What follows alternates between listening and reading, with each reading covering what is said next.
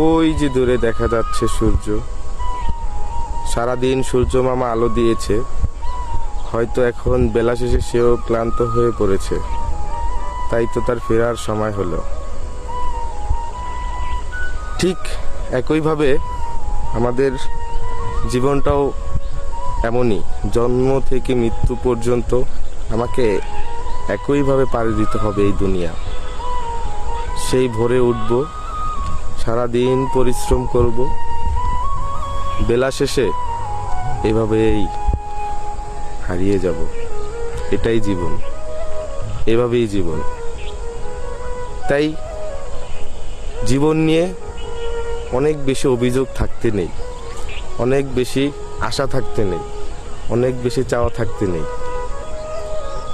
হয়তো অনেক না পাওয়া থাকবে, কিন্তু দিন শেষে নীরবে হারিয়ে যাওয়ার মধ্যে অনেক সৌন্দর্য আছে।